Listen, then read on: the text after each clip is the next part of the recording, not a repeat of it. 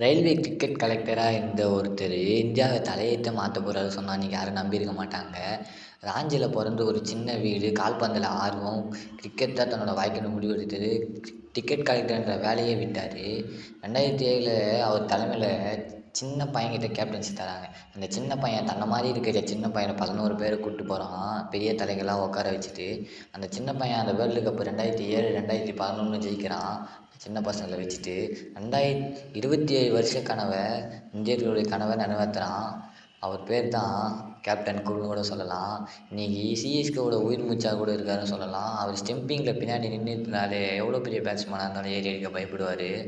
அந்த மாதிரி தான் ஜார்க்கண்டில் பிறந்து இன்றைக்கி தமிழ்நாட்டில் தலைன்னு சொல்லிகிட்டு இருக்காங்க, தலைன்னு கொண்டாடுறாங்க தமிழ்நாட்டே. சிஎஸ்கேவோட உயிர் மூச்சுன்னு கூட சொல்லலாம். தோனியோட பேட்டிங் ஸ்டைல் பிடிக்குமா, இல்லை விக்கெட் கீப்பிங் ஸ்டைல் பிடிக்குமான்ட்டு மறக்காமல் கமெண்ட் பாக்ஸில் கமெண்ட் பண்ணுங்கள். நம்ம சேனலை ஃபாலோ பண்ணாதவங்களாம் ஃபாலோ பண்ணி வச்சுங்க. இத்துடன் நான் வேறு வீடியோ சந்திக்கிறேன். வேறு கிரிக்கெட்டை பற்றி எப்படி போடலாம்னு சொல்லுங்கள். Bye bye guys.